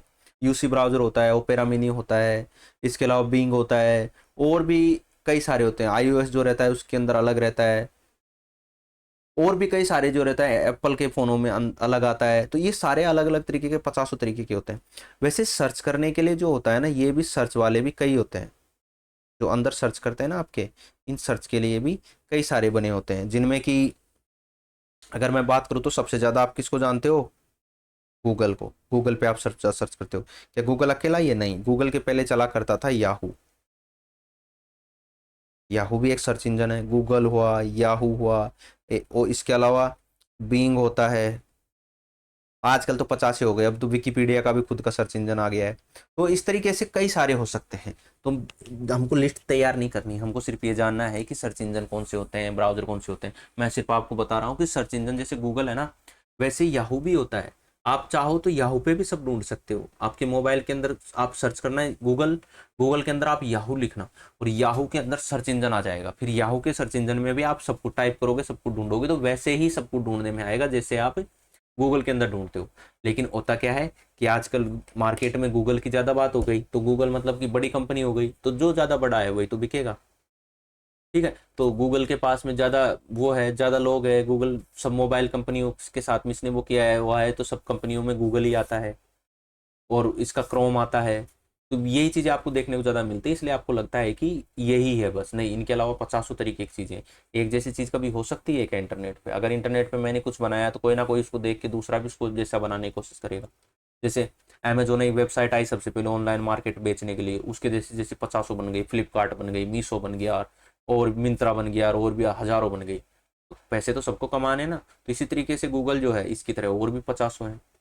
जो गूगल क्रोम होता है उसकी तरह पचासों है। तो ब्राउजर भी बहुत भरे पड़े हैं, सर्च इंजन भी बहुत है। तो ये हो गया हमारा ये। इन गर्मी की छुट्टियों में हम लोग परिवार के साथ नैनीताल के पहाड़ों पर जाएंगे। कितना अच्छा होता है कि वहां जाने से पहले ही नैनीताल के बारे में जानकारी मिल जाती, कि तापमान क्या है, घूमने की जगह कौन सी है, वो सारी चीज़ें जरूर पता लग सकता है। कि भी जैसे हमारे हर बीमारी के लिए अलग से डॉक्टर को दिखाना होता है, वैसे ही सूचना ढूंढने के लिए एक स्पेशल वेबसाइट का उपयोग करना होगा। सबके बारे में जानकारी मिलती है। ओके, तो इस तरीके से आप सारी चीज़ें देख सकते हो। तो ये आपका एक जो है कहने का मतलब हुआ कि सारा का सारा ब्राउजर और इसके बारे में जानकारी। अब हम देखते हैं टेक्स्ट एंड इमेज ढूंढना, कि किस तरीके से इंटरनेट पर इमेज ढूंढते हैं। क्योंकि हमको नैनीताल जाना है तो वहाँ की जानकारी भी तो चाहिए ना। इसने बोला कि इनको नैनीताल जाना है, तो नैनीताल जा रहे हैं, तो वहाँ ढूंढने घूमने कौन सी जगह है, वो सारी चीज़ें इंटरनेट पे देखनी है इनको। तो ये तो आप भी देखते हो, इंटरनेट पे खुद ढूंढते हो, तो क्या फ़ोटो नहीं देखते किसी चीज़ की? किस तरीके से देखते हो? फ़ोटो देखने के लिए क्या करते हैं हम, कोई उसके सर्च में सर्च करते हैं, और ऊपर जो है एक फ़ोटो करके लिखा रहता है। तो जैसे ही उस फोटो पे क्लिक करते हैं, हमको उस जगह की सारी फोटोज दिखने लग जाती है। कैसे? कि जैसे देखो ये गूगल है, आप इसमें गूगल में कुछ सर्च करते हो, यहाँ पे आपके पास में सबके मोबाइलों में भी यही सिस्टम है कि जहाँ पे जो भी चीज़ है इसमें सर्च करो, इसमें लिख दो, या ऊपर इसमें इसमें भी लिख सकते हो, एड्रेस बार में भी। तो यहाँ सारी चीज़ें आप लिख दोगे इस तरीके से, जो भी आपको ढूंढना है। मान लीजिए आपने नैनीताल के बारे में ढूंढा, या किसी भी चीज़ के बारे में ढूंढा, तो आपने वहाँ पे एंटर कर दिया, ढूंढने के बाद सर्च कर दिया। सर्च करने के बाद इस तरीके से आपके सामने बहुत सारे लिंक देखने को मिलती है ब्लू कलर में, ये यहाँ है, यहाँ है, यहाँ लिंक है, ये सारी चीज़ें आपको देखने को मिलती है। अब एक काम करना, अभी नैनीताल सर्च करो, और नैनीताल सर्च करने के बाद जब क्रोम में आप इस जगह तक पहुंच जाओगे ना, तो एक चीज़ देखना, नोटिस करके देखो, यहाँ पे आल लिखा मिलेगा आपको, यहाँ पे मैप्स लिखे मिलेंगे, एक जगह पे इमेज लिखने को मिलेगा, एक जगह पे न्यूज, एक जगह पे वीडियो, एंड एक जगह पे मोर। इस तरीके से आपको अलग अलग चीज़ें देखने को मिलेगी। तो आप क्या करना, ये जो इमेज लिखा हुआ है ना, इस इमेज पे क्लिक कर देना। जैसे आप इस इमेज पे क्लिक करोगे, अब आप जो भी ढूंढोगे उससे संबंधित आपकी जो है रिलेटेबल सारी भी की सारी इमेज ही आपको आपके इसमें शो होने लग जाएगी, सारी की सारी। देखो जैसे इसने इमेज पे क्लिक किया ना, यहाँ पे इमेज पे क्लिक करते ही ये सारी की सारी चीज़ें सिर्फ इमेज आएगी। अब कोई हाइपर लिंक नहीं आएगी, कोई कुछ नहीं आएगा, सब कुछ जो है आपके इमेज में ही आ जाएगा। अगर आपको इसके बारे में जानना है कि नैनीताल में क्या है, नैनीताल की वेबसाइट पे जाके देखो मौसम कौन सा है, वो सारी कौन सी है, तो जहाँ पे इमेज आती है उससे पहले देखो यहाँ पे इस तरीके से आप ऑल के अंदर जो पहला आ रहा है ना हमारे नैनीताल विकिपीडिया पे जो लिखा हुआ है, इस नैनीताल पे आप क्लिक करोगे पहले वाले पे, तो इसमें आपको इस नैनीताल के बारे में पूरी जानकारी मिल जाएगी। और अगर आपको इमेज चाहिए तो आप वापस पीछे आओ, वापस पीछे आके आप इमेज पे क्लिक करो, आपको सारी की सारी इमेज यहाँ देखने को मिलेगी। फिर आप इसमें से जो भी इमेज है, जैसे आपके सामने ये इमेज आई, इस इमेज को आप क्लिक करो, इस पर राइट क्लिक करो, या आपके पास मोबाइल है तो इस पर एक बार सिंगल क्लिक करो। सिंगल क्लिक करने के बाद इस पर थोड़ी देर आप अंगुली रख के रखो, अंगुली को हिलाओ मत, तो अंगुली को टैप करके रखो। जैसे आप टैप करके रखोगे आपके सामने इस तरीके से बहुत सारे ऑप्शन खुल जाएंगे। अब चाहते हो आप इसी इमेज को सेव करना, तो यहाँ पे लिखा हुआ है सेव इमेज, तो आपको दिखाई नहीं दे रही होगी, आप जब क्लिक करके खुद देखोगे ना, आप अपने मोबाइल में देखिए खोल के, आपको सेव इमेज करके यहाँ पे दिखाई देगा। तो इस तरीके से आप इस इमेज को सेव भी कर सकते हो, या आपकी चॉइस के ऊपर डिपेंड करता है। तो आप देखिए और इसको सीख के खुद से करने की कोशिश कीजिए। मैं इस तरीके से बताता रहूँगा, उससे कोई फायदा नहीं। आप खुद करोगे, एक बार जैसे खुद से करोगे ना, अपने आप ही सारी चीज़ें आपको समझ में आ जाएगी। ओके, अब इसके आगे चलते हैं, कॉपीराइट ऑफ और safe search. Copyright and safe search, ये आपने सुना होगा कि कॉपीराइट क्या होता है और सेफ सर्च क्या होता है। तो देखो, मान लीजिए आपका एक यूट्यूब चैनल है, आप उस यूट्यूब चैनल पे कुछ अपने वीडियो बना के डालते हैं, या आप शॉर्ट्स बना के डालते हैं, या जो भी काम आप करते हो आपके चैनल को आपके हिसाब से। एक दिन क्या हुआ कि कोई बढ़िया न्यूज़ चल रही है, बढ़िया चीज़ है, वायरल कंटेंट जा रहा है, किसी का डांस है, किसी लड़की ने डांस कर दिया, बढ़िया वायरल हो गया। आपने क्या सोचा कि मैं अपने चैनल पे भी व्यू लेके आऊँ, सब्सक्राइबर लेके आऊँ, फॉलोअर लाऊँ, मुझे भी कोई फॉलो करे, ठीक है। या आपके पास इंस्टाग्राम अकाउंट है, तो आपने क्या किया, किसी और का कुछ चल रहा था, बहुत बढ़िया चीज़ चल रही थी, कोई डांस चल रहा था बहुत बड़ा, कोई मूवी आई, उस मूवी का छोटा सा कोई पार्ट था जो बड़ा फेमस हो रहा था, वो मूवी बड़ी फेमस हो रही थी। आपने क्या किया, अपना दिमाग लगाया कि मेरे को भी इंस्टाग्राम पे फॉलोअर मिलेंगे, तो मैं क्या बना, इस उठा के इसको मैं अपने चैनल पे भी डाल दूँ, और आपने डाल दिया। थोड़ी देर बाद आपको मैसेज आया कि आपने जो है कॉपीराइट का उल्लंघन किया है, तो आपका चैनल बंद किया जाता है। हो गया बस कबाड़ा, गए काम से। तो कहने का क्या मतलब हुआ, इंटरनेट पे किसी और की चीज को कॉपी करना या किसी और की चीज को चोरी करना बिना उसकी अनुमति के, चोरी तो हुई ना। ये आपने, उसका डांस था, उसका कंटेंट था, उसने बनाया मेहनत करके, आपने तो फ्री में उसको उठा के अपने चैनल पे ले लिया, और आपके चैनल पे भी अच्छा खासा चल गया। तो जो सामने वाला है वो कहेगा क्यों नहीं कि यार मेरा चैनल था, ये मेरी वीडियो थी, मेरी वीडियो को अगर इसने नहीं डाली होती, तो ये जितने भी लोग इसके पास देख रहे हैं, वो सारे के सारे लोग मेरे पास ही तो देखते, तो मेरी वीडियो तो चलती ना, फिर ज़्यादा लोग मेरे पास ही ज़्यादा आते। लेकिन इसने मेरी वीडियो को दूसरी जगह पे डाल दिया, और अपना नाम करके इसको ज़बरदस्ती चला रहा है, तो मेरी चीज़ के इसके पास में व्यू चले गए। तो एक तरीके से हुई तो चोरी ना, ये आपने चोरी कर ली उसके कंटेंट की। तो इस तरीके से इंटरनेट पर किसी और की अनुमति के बिना अगर आप उसके कंटेंट का यूज करते हो, तो इसी को कहते हैं कॉपीराइट। कॉपीराइट समझ में आया। वैसे यूट्यूब पे जैसे कोई गाना आया बड़ा फेमस हो रहा था, आपने उठा के अपने चैनल पे डाल दिया उसको, अब उससे होगा क्या, जो ओरिजिनल चैनल था ना उसके तो व्यू कम होने लगेंगे। क्यों, क्योंकि आपने भी तो उसको डाल लिया ना, व्यू बट गए ना, दो जगह पे जाएंगे। पहले तो एक ही जगह पे जा रहे थे क्योंकि एक ही जगह पे अवेलेबल था वो, अब दो जगह पे जाएंगे, ऐसे तीसरा भी कर लेगा, चौथा भी कर लेगा, फिर जो बेचारा खुद ने बनाया उसको तो कोई काम ही नहीं रहा। तो इसके लिए सख्त नियम बनाए हुए हैं कि आप इस तरीके से गवर्नमेंट चोरी नहीं कर सकते। इसलिए आप देखोगे कि यूट्यूब वगैरह, इंस्टाग्राम वगैरह के क्या अकाउंट आए दिन चोरी होते रहते हैं। तो कभी भी किसी का कंटेंट बिना उसकी अनुमति के यूज नहीं करना। अगर आप उसकी अनुमति के यूज करोगे तो वो आपकी कंप्लेन कर देगा, आपका चैनल भी डिलीट हो सकता है। ओके, दूसरा होता है सेफ सर्च। सेफ सर्च के अंदर क्या होता है कि कुछ कंटेंट ऐसे होते हैं जो बच्चों के लिए नहीं बने होते हैं, कुछ चीज़ें ऐसी रहती है, जैसे मूवीज आती है तो मूवीज में लिखा रहता है ना कि 13+। जैसे अभी एक मूवी आई थी, काफ़ी चली थी, क्या नाम था उसका, जो रणवीर सिंह की मूवी आई थी ना, धुरंधर, हाँ, उसमें, लेकिन उसमें साफ साफ वो दिया हुआ है कि 13+ के बच्चे ही इसको देखेंगे, या 16+ था। तो अगर आप इस मूवी को देखने हॉल में जाओगे ना, तो वो आपकी डेट ऑफ बर्थ देखेंगे। ओके, आपकी डेट ऑफ बर्थ चेक करेंगे। अगर आप मान लीजिए 16 साल से कम के हो, अगर मूवी में कंडीशन 16 साल की है, तो आपको, आप 16 साल से कम के हो, तो आपको गेट पे ही रोक दिया जाएगा और आपको बोला जाएगा बेटा घर जाओ, घर जाके दूध पियो, बॉर्नविटा पियो, और बड़े हो जाओ, फिर बड़े होने के बाद ही आप जाके मूवी देखना, आपको अभी एंट्री नहीं मिलेगी। क्यों, क्योंकि उसके अंदर कई तरीके के, जैसे हिंसक सीन आते हैं, लड़ाई आती है, दंगे आते हैं, ठीक है, कई हथियार भी आते हैं, तो वो सब चीज़ें बच्चों के लिए नहीं होती। तो वो सारी चीज़ें के लिए आप लोगों को नहीं दिखाया जाता। लेकिन आजकल के बच्चे तो बड़े हो गए, घर आएंगे, घर आके चोरी करेंगे, कहीं ना कहीं से ऑनलाइन डाउनलोड कर लेंगे, वहाँ से देख लेंगे कि हम तो बड़े हो गए। वो थोड़ी मानते हैं किसी की, वो तो अपने आप को बड़ा समझते हैं। लेकिन जो चीज़ें किसी काम के लिए बनाई हुई है, उसको उसके खिलाफ नहीं जाना चाहिए। अगर उसमें लिखा हुआ है कि 16+ होने के बाद आप इसको देखो, तो कहीं ना कहीं वो आपके भले के लिए है। अब आप उसको चोरी करके काम को कर रहे हो, तो इसका मतलब जो है आप गलत कर रहे हो अपने साथ। तो इन सब चीज़ों में नहीं करना कि नहीं हमको वहाँ मना कर दिया तब तो हम देखेंगे, नहीं नहीं, क्यों देखेंगे, आप ही के भले के लिए ना। आप देख लोगे तो उनका क्या बिगड़ेगा, उनका तो उल्टा टिकट मिलेगा, उनको तो 500 रुपये एक्स्ट्रा मिलेंगे। एक टिकट और बढ़ गया, उनको 500 रुपये और एक्स्ट्रा मिलेगा, उनकी तो कमाई हो गई। फिर वो क्यों रोक रहे हैं? क्योंकि सबसे पहले बच्चों की का जो अच्छा है, अच्छाई है, उनके लिए जो अच्छा हो सकता है वो चीज़ें देखनी पड़ती है। तो अगर उन्होंने वहाँ से मना किया है, गवर्नमेंट ने सोच के किसी चीज़ के लिए रोका है, तो आपका भी फर्ज बनता है कि आप उस रास्ते पे ना चले। ओके, तो इस तरीके से सेफ सर्च का मतलब होता है कि जो चीज़ें आपके काम की नहीं है, उन चीज़ों को आपको सर्च नहीं करना है। इंटरनेट पे बहुत सी चीज़ें अवेलेबल है, ज़रूरी नहीं है ना सब कुछ बच्चों के लिए हो। तो आपको सिर्फ अपनी चीज़ पे ध्यान देना है, बाकी सब चीज़ों के लिए नहीं रहना। इंटरनेट पे तो चोरी करना भी सिखाते हैं, आपको मिल जाएंगे किस तरीके से ताला तोड़े, तो क्या हम वो सीखे? तो वो आप लोगों के लिए नहीं है। इसीलिए एक ऑप्शन मिलता है हमें, सेफ सर्च का ऑप्शन।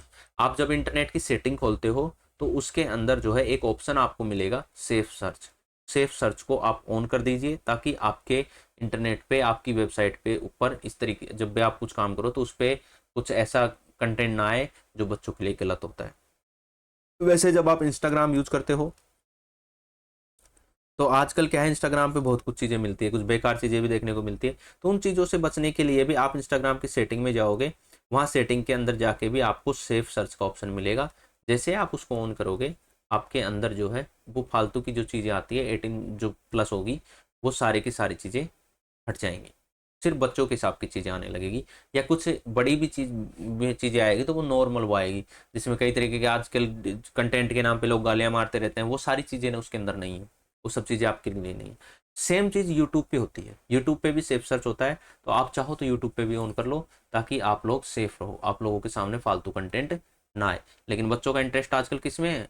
फालतू की चीज़ें देखने में। वो जाके ऐसी चीज़ ढूंढेंगे जिसमें कुछ गलत होगा। तो ये सब चीज़ें नहीं करनी, आप लोगों की भलाई के लिए। आज अगर ऐसे काम करोगे तो फिर ज़िंदगी भर वैसे ही काम करते रहोगे। ओके। एक मैं इंस्टा पे एक रील्स देख रहा था, शॉर्ट्स, उसके अंदर था कि क्लास में टीचर आते ही सबसे पहले मैं कॉपी, वो चौक और जो डस्टर होता था उसको लेने भागता था, और नीचे फिर बाद में जब उसका बैकग्राउंड दिखाते हैं तो वो दुकान खोल के बैठा रहता है। तो कहने का मतलब ये था कि वो एक मजाक के तौर पे लिया हुआ है वो है, लेकिन उसको समझो कि उसका कहने का मतलब था कि मैं उस टाइम पे पढ़ाई करता और ये फालतू काम नहीं करता, कि सबसे पहले टीचर आया और क्लास से गायब होने के लिए जो है कुछ ना कुछ बहाना बनाया और निकल के भाग लिया, तो आज ये काम नहीं करना होता। ठीक है ना? तो ये कहने का उसका वो मतलब था। तो इस तरीके की चीज़ें जो रहती है उनसे बचो, फालतू चीज़ों में ना जाओ। सब कुछ आपके लिए अवेलेबल है, इसका मतलब ये नहीं है कि आप गलत चीज़ों का ही साथ दो। ओके, अब आगे चलते हैं। इंटरनेट के बारे में जो है हमने सारी चीज़ें अब तक हमने देख चुकी है। तो अब तक हमको पता लग चुका है कि इंटरनेट सूचना का एक बड़ा सागर है, जिसको काम करते हुए हमको बहुत सावधानी रहना चाहिए, क्योंकि वेबसाइट पर कुछ छुपे हुए खराब प्रोग्राम भी हो सकते हैं जो हमारे कंप्यूटर को नुकसान पहुंचा सकते हैं। इनको केवल विश्वास वाली वेबसाइट लिंक से ही खोलना चाहिए। वायरस वगैरह जो होते हैं, कहने का मतलब ये है कि मैडम को कि ऐसी चीज़ें भी, फालतू चीज़ें आपको नहीं देखनी। एक वो होता है ना, 1 रुपए में आईफोन ले लो। क्या 1 रुपए में कोई आईफोन दे देगा? तो फिर वो ऐड क्यों आते रहते हैं, 1 रुपए में आईफोन ले लो, 1 रुपए में आईफोन। 5 लोगों को शेयर करो, 1 रुपए में आईफोन ले लो।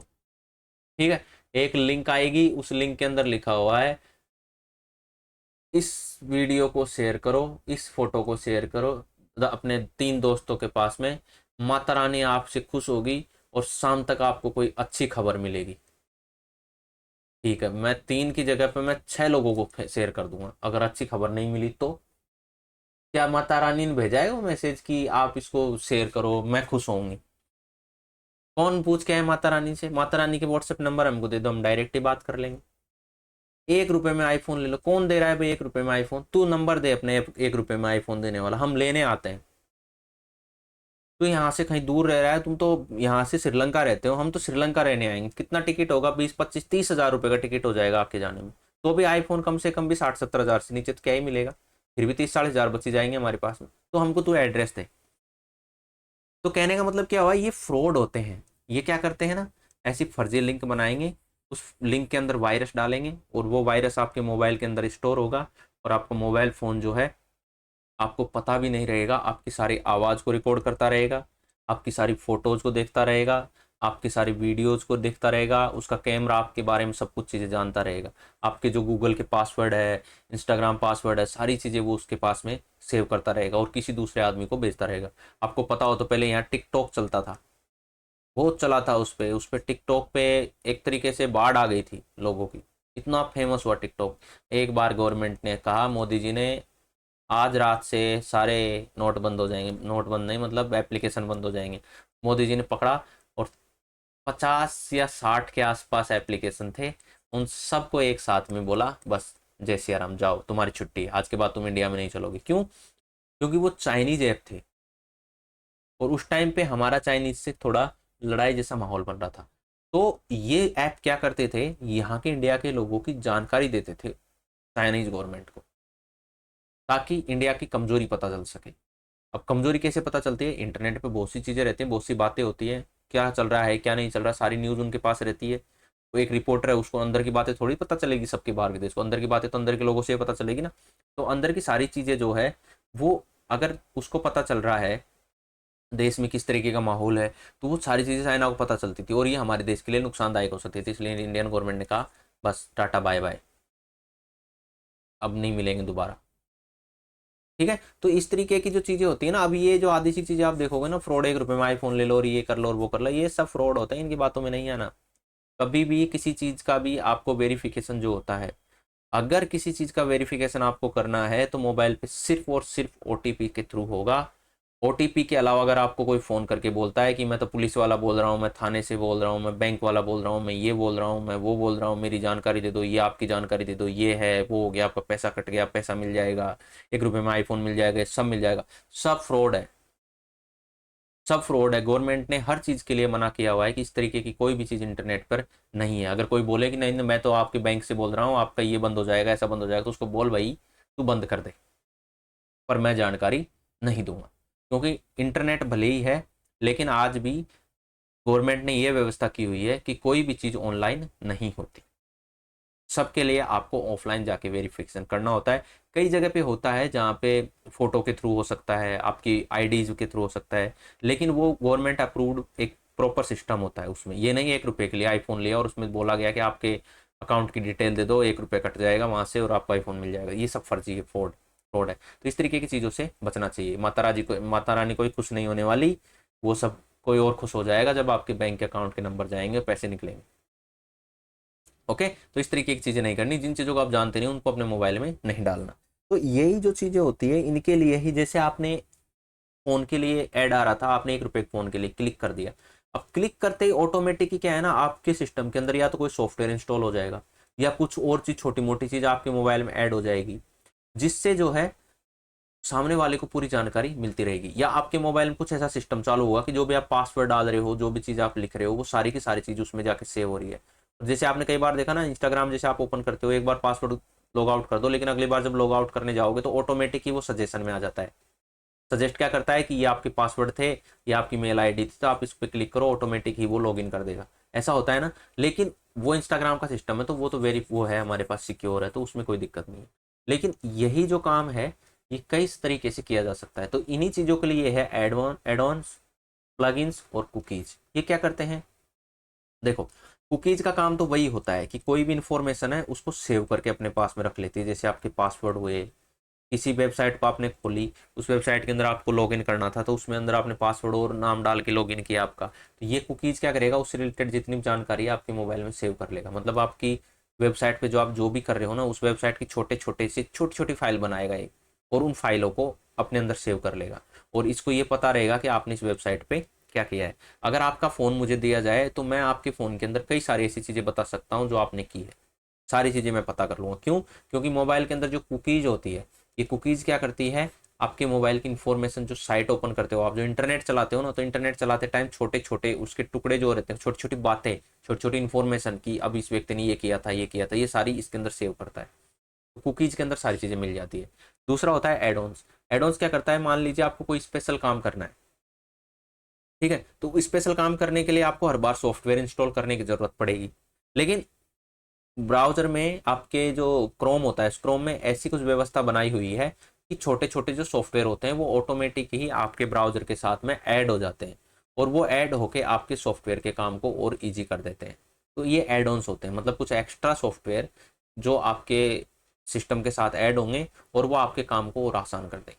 ठीक है, प्लगइन क्या होता है वो भी अभी बात करते हैं, पहले इनको देखते हैं। ठीक है, प्लगइन क्या होते हैं देखो, क्योंकि आपने एक दिलचस्प सवाल पूछा है। वेब ब्राउजर प्लगइन और एड ऑन आपके वेब ब्राउजर में एकीकृत एक प्रोग्राम होता है। वेब जो ब्राउजर होते हैं ना, ये ब्राउजर के अंदर रहते हैं, जो आप क्रोम वगैरह रहते हैं उनके अंदर होते हैं, और इसकी क्षमताओं का विस्तार करते हैं, मतलब इसकी कैपेसिटी को बढ़ा देते हैं और अच्छा कर सकते हैं। जैसे कि आप उनका उपयोग किसी वेब पेज पर मीडिया सामग्री देखने, समाचार और मेल प्राप्त करने, फाइलें डाउनलोड करने, अवांछित पॉपअप विंडो को ब्लॉक करने, इनके लिए किया जाता है। एडोन और प्लगइन के बीच अंतर क्या होता है? एडोन एक पूर्ण प्रोग्राम नहीं है, यह आमतौर पर किसी ब्राउजर की कुछ विशेषताओं या कार्य क्षमताओं को जोड़ने के लिए उपयोग में किया जाता है।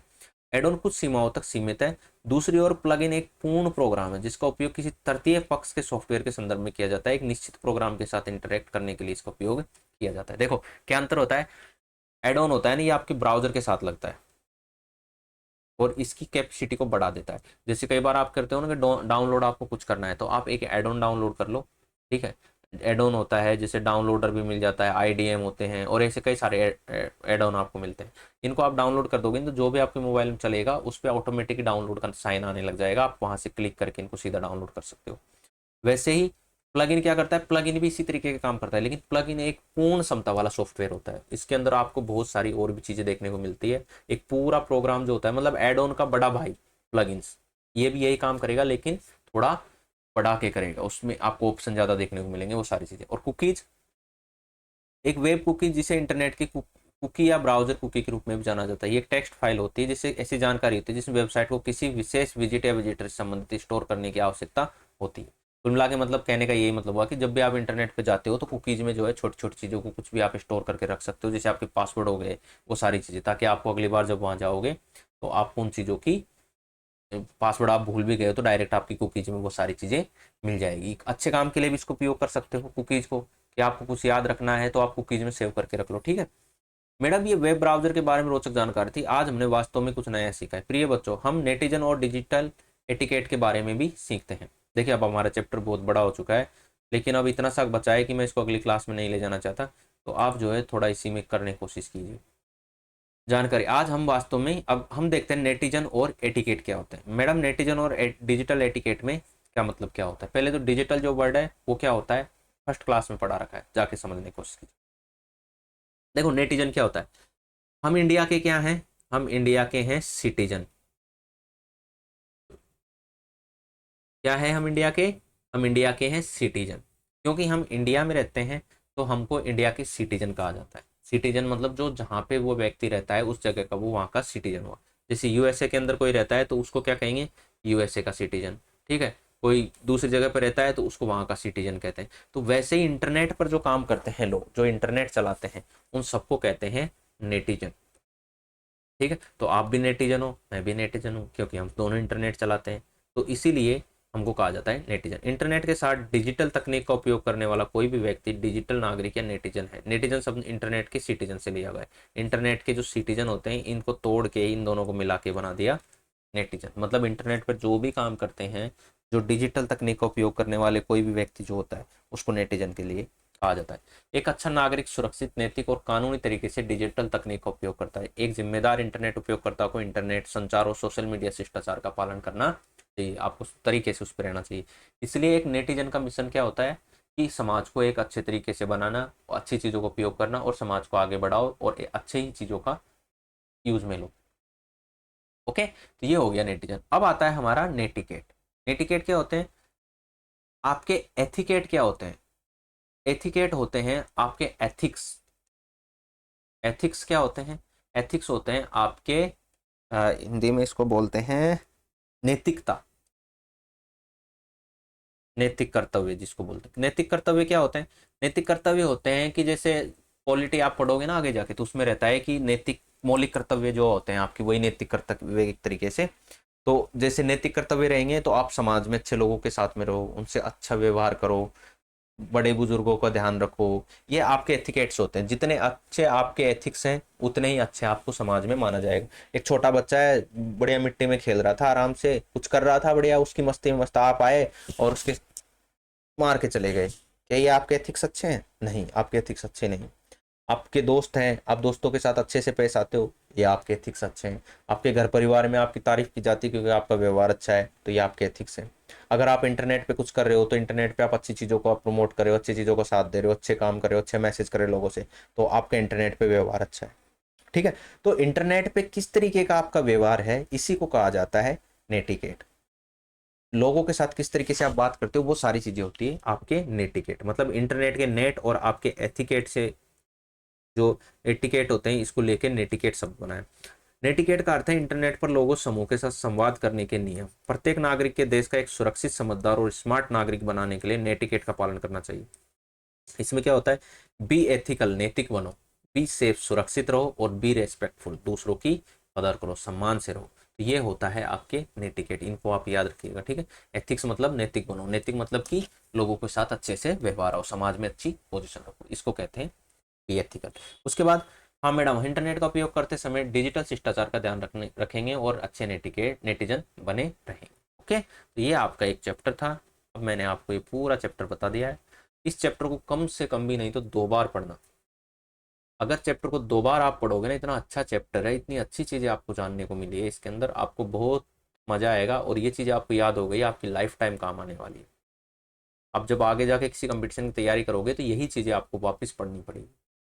ये क्लास 6 का चैप्टर मैं पढ़ाता हूँ, लेकिन इसमें से कई चैप्टर वो लोग भी पढ़ते हैं जो 12th पास कर चुके हैं, क्योंकि आए दिन कोई ना कोई बच्चा ये चीज़ें पूछता है कि सर ये क्या होता है, वो क्या होता है। तो मैं उनको यही बोलता हूँ 6th क्लास के जाके ये चैप्टर पढ़ लो, आपको पता लग जाएगा। ये सारी चीज़ें आपको 2 बार पढ़नी है। उसके बाद हमारे पास में आते हैं इसके एमसीक्यू। एमसीक्यू में देखो क्या है, यूआरएल का मतलब क्या था, यूआरएल का मतलब था यूनिवर्सल रिसोर्स लोकेटर, तो हमने इस पर क्लिक किया। ठीक है, सर्च इंजन का उदाहरण कौन सा है, सर्च इंजन का उदाहरण देखो गूगल, याहू, विंडोज। विंडोज नहीं होता, विंडोज तो हमारा सॉफ्टवेयर होता है। तो कौन कौन से हो गए हमारे पास, गूगल और याहू। ठीक है, गूगल और याहू दोनों ही हमारे सर्च इंजन है, तो ऑप्शन ये वाला सही है।